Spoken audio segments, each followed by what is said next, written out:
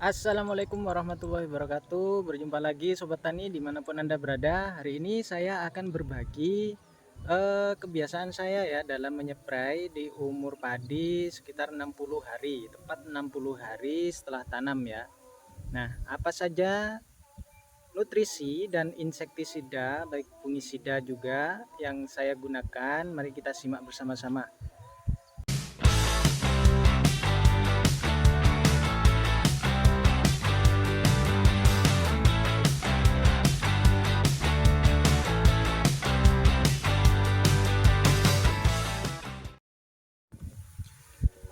Nah, ini adalah nutrisi yang saya gunakan ya. Nutrisinya adalah MKP ya, MKP, lalu ada Aji Full Buah, terus ditambah zat pengatur tumbuh. Kita menggunakan Gibro Panen ya di umur 60 hari setelah tanam. Setelah itu untuk insektisida saya menggunakan Dharmabas. Ini untuk pencegahan dari serangan walang sangit, baik juga terus hama putih ya, kaper putih itu. Kalau ulat juga bisa. Lalu ada spontan ya, spontan 400 ml. Ini khusus sistemik, insektisida sistemik untuk pengendalian hama ulat, tapi saya menggunakannya untuk pencegahan ya, karena hari ini saya akan melakukan pencegahan terhadap serangan hama ya. Setelah itu untuk fungisidanya saya menggunakan Agrizim ya, Carbendazim 50%. Ini dari golongan azol juga. Ini dia sistemik, sama seperti difenoconazole itu ya, sebuconazole itu sama. Ini bentuknya wet powder, wetable powder, udah larut dalam air. Nah, berapa takaran yang saya gunakan? Saya sesuai dengan petunjuk saja ya untuk menggunakannya. Untuk MKP saya gunakan 5 sendok sesuai dengan anjuran di sini di belakang ini ya. Unsur haranya adalah fosfat dan kalium. Tinggi fosfat 52% dan kalium 34%. Unsur hara fosfat ini untuk merangsang keluarnya malai ya, untuk merangsang pembungaan. Kalium ini digunakan untuk memperkokoh batang juga malai, jadi lebih kokoh ya, nanti tidak mudah roboh. Apalagi saya hari ini menggunakan jenis bibit padi Inpari 32 yang banyak beredar beritanya mudah roboh. Selanjutnya saya menggunakan Agiful ya. Nah, Agiful ini adalah NPK buah dilengkapi dengan nutrisi mikronutrisi ya. Mikronya sangat lengkap, nutrisi mikronya sangat lengkap. Di sini bisa dibaca ya. Nah, ini komposisinya ada N-nya 4%, P-nya 10%, dan K-nya 8%. Nah, ini adalah zinknya, boron, mangan. Ini ada CO, tembaga, molybdenum ya, ada CO. Nah, ini sangat lengkap ya unsur hara mikronya. Kenapa saya menggunakan Agifol? Nah, setiap kali saya melakukan penyepraian nutrisi itu pasti ada ya, pasti saya masukkan juga nutrisi mikro. Kenapa? Sebab karena padi yang akan bunting itu, yang sudah bunting maksudnya, yang akan mengeluarkan malai itu adalah sangat memerlukan mikronutrisi untuk keberlangsungan ketika pembungaan atau penyerbukan, supaya tidak gagal penyerbukan ya. Kalau sudah gagal penyerbukan biasanya nanti malai itu akan hitam atau coklat, tidak terisi penuh begitu. Nah, fungsinya mikronutrisi adalah untuk menjaga agar proses pembungaan dan penyerbukan itu bisa berjalan sesuai harapan dan bisa terisi penuh malainya. Yang saya suka dari Agifol ini, dia dilengkapi dengan asam amino. Jadi tidak perlu repot-repot lagi menambahkan atau membeli produk terpisah dari ini. Jadi include asam amino. Itu yang saya suka dari Agivol ini. Nah, untuk penggunaan dosis dari Agivol ini, jadi untuk padi nih, ada padi ya. Ini padi pada saat padi mulai berisi hingga menjelang panen. Nah, ini intervalnya 7 sampai 14 hari sekali. Kita menggunakan, nah ini konsentrasi penggunaannya 5 mili per liter air. Jadi kalau tangki 15 liter, dia menggunakan sekitar 75 ml ya. Selanjutnya adalah carbendazim. Nah, ini dari golongan benzimidazol atau golongan azol yang kita kenal. Itu biasa juga ada di fungisida seperti skor, itu difenoconazole ya. Lalu ada amistartop, itu juga golongan azol. Ini baik digunakan ketika menjelang pembungaan dan pembuahan untuk mengatasi penyakit-penyakit pada tanaman ya. Kalau di cabai biasanya antraknosa. Ini juga bisa juga bisa untuk bercak daun itu ya. Ini juga bisa. Nah, ini untuk bercak daun ya. Bercak daun bisa, busuk daun bisa, embun bulu bisa ya. Untuk tanaman padi juga bisa kok. Sama. Bagus juga kalau saya menggunakannya ini untuk tangki 15 liter, saya gunakan 2-3 sendok. Lanjut, pamungkas jurus super ampuh supaya meningkatkan hasil panen itu adalah penggunaan Give Grow Panen. Ini ya, Give Grow Panen. Nah, penggunaan Give Grow Panen ini harus sesuai dosis yang dianjurkan ya. Jadi bisa dibaca di petunjuk di belakang ini ya.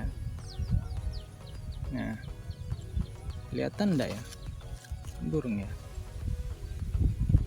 Nah, itu ya. Jadi Give Grow Panen ini untuk padi sawah 1 gram per 10 liter air. Jadi kalau tangki 15 liter dia menggunakan 1,5 gram ya. Jadi 0,1 gram per liternya. Satu bungkus ini adalah 1 gram. Jadi menggunakan 1 bungkus setengah untuk tangki 15 liter. Penggunaan Give Grow Panen ini juga sangat ampuh ya, sangat berdampak sekali. Saya sudah merasakannya. Untuk kawan-kawan petani yang ingin menggunakan, jangan ragu-ragu. Jadi digunakan ketika di umur 60 hari. Nah, di belakang ini ada waktu aplikasinya. Penyemprotan volume tinggi pada saat umur padi 60 hingga 65 hari setelah tanam. Jadi ikuti anjuran yang ada ya. Jangan asal mencampur begitu ya. Pada kawan-kawan petani, semua pestisida pasti disajikan juga di belakang kemasannya, pasti disajikan cara penggunaannya dan takarannya. Oke, kita lanjut untuk mencampur ya. Oke, yang pertama kita masukkan adalah sebagai perata ya, perekat atau perata ya. Untuk perata ini kita menggunakan sekitar 20 mili ya.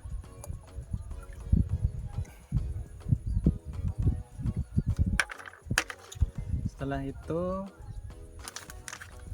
MKP kita kasih 5 sendok makan.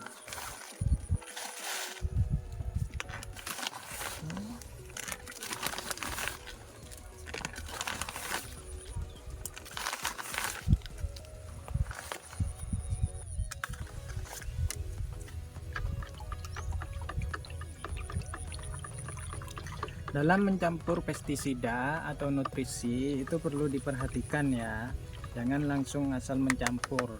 Pastikan dulu mana pestisida yang larutannya itu agak lambat untuk larut. Nah, itu yang harus didahulukan.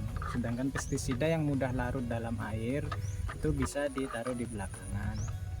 Jadi yang didahulukan itu yang agak susah, seperti butiran-butiran begini atau kristal-kristal itu agak susah ya untuk larut daripada yang cair-cair begini.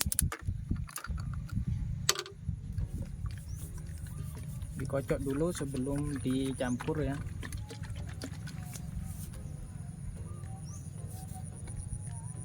Nah, ini yang hitam-hitam adalah asam aminonya, asam amino, karena dia dilengkapi oleh asam amino juga. Jadi tidak perlu repot-repot untuk menambahkan asam amino terpisah, dia sudah dilengkapi dengan asam amino. Bagus ya. Jadi kita gunakan dosis 75 sesuai anjuran 75 mili.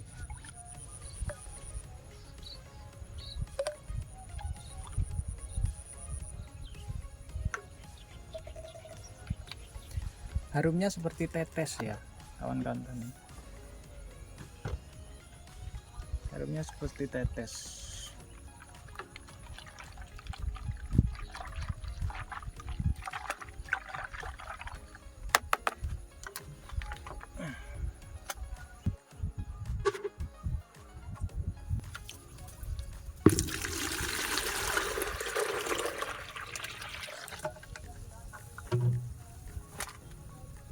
Setelah itu, nah, white table powder yang mudah larut dalam air adalah fungisida bubuk ya, dari beberapa pestisida atau nutrisi yang saya bawa. Nah, ini kita gunakan 2 sendok saja ya, 2 sendok.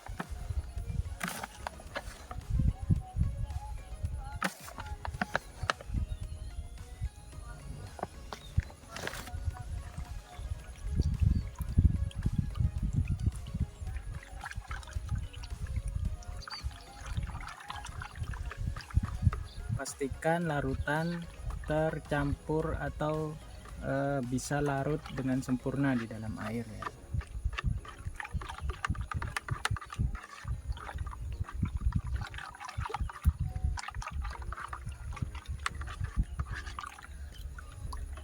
Oke, kita masukkan ke tangki.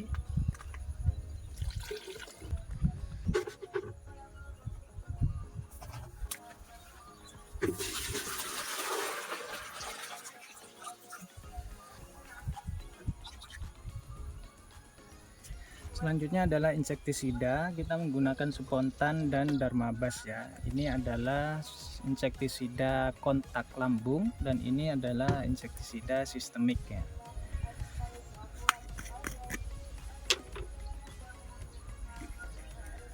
Untuk spontan kita menggunakan dosis sesuai anjuran, yaitu sekitar 45 mili per tangki 15 liter. Selanjutnya untuk Dermabas ya, untuk padi. Nah, padi ya, jadi sesuai apa yang akan kita kendalikan. Hari ini saya akan mengendalikan walang sangit, jadi antara 2 hingga 4 mili per liter ya. Kita menggunakan dosis 2 mili saja, 2 mili per liter. Jadi kalau tangki 15 liter kita menggunakan dosis 30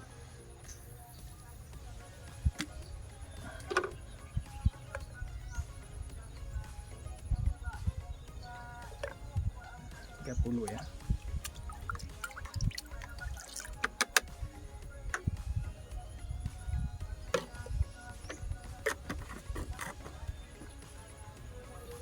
Jangan lupa terakhir di bronya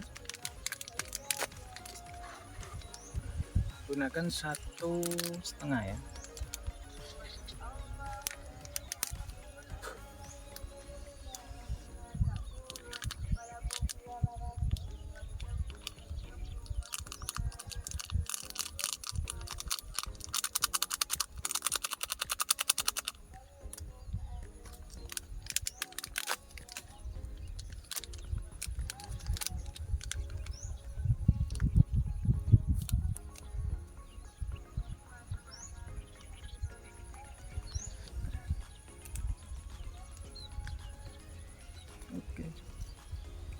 Kita gunakan 1,5 ya. Kita masukkan di sini saja biar aman.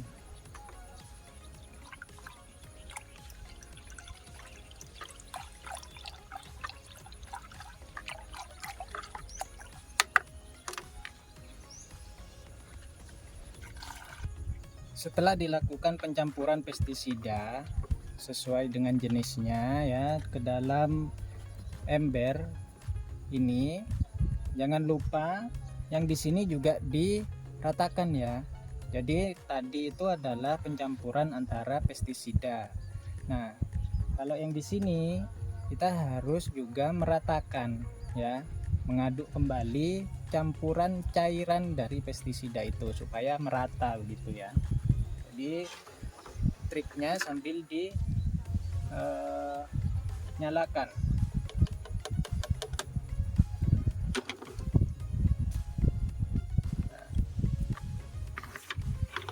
Sprayernya sambil dinyalakan.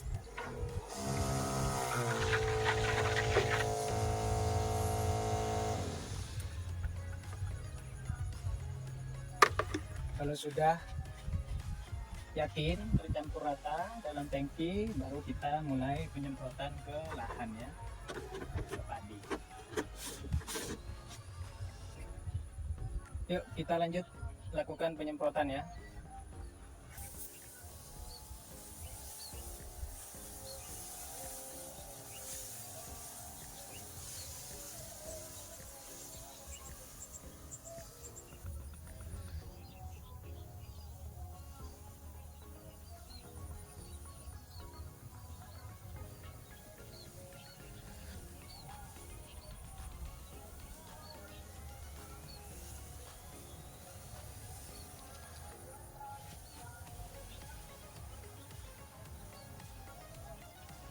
Nah, itu tadi adalah kegiatan sore hari saya menyeprai nutrisi ya, nutrisi, insektisida dan fungisida menggunakan Agivol, MKP, lalu insektisidanya menggunakan Darmabas dan spontan, fungisidanya menggunakan Carbendazim, lalu ditambah ZPT Gibgropanen.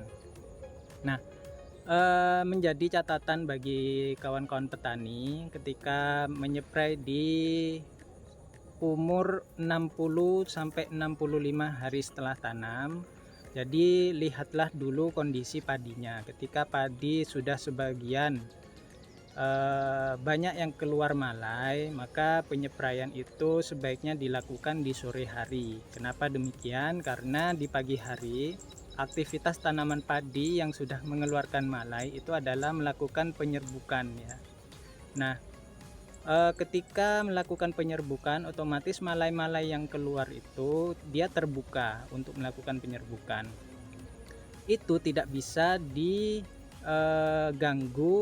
dengan adanya cairan-cairan atau semisal penyepraian begitu ya, atau hujan begitu ya. Itu akan sangat membuat malai tidak bisa melakukan penyerbukan dengan normal. Nah, kerugiannya apa? Dia tidak akan bisa mengisi nanti. Jadi konsekuensinya padi itu tidak akan terisi nanti. Makanya kenapa penyepraian itu lebih baik dilakukan di sore hari. Karena kita tidak tahu, tidak bisa mengira-mengira bahwa malai akan terbuka di jam berapa sampai jam berapa. Banyak teman-teman itu memperkirakan di jam 8 hingga jam 11 siang. Nah, ada juga yang memperkirakan dari jam 7. Nah, jam 7 harus sudah selesai penyepraian begitu kan, banyak pendapat-pendapat para petani. Nah, untuk lebih amannya memang banyak petani yang berani untuk melakukan penyepraian di pagi hari. Jadi sebelum jam 7 harus sudah selesai. Selesai tidak selesai maka harus dihentikan begitu. Tapi lebih amannya memang dilakukan di sore hari ketika proses penyerbukan itu sudah selesai dilakukan dan malai pasti menutup.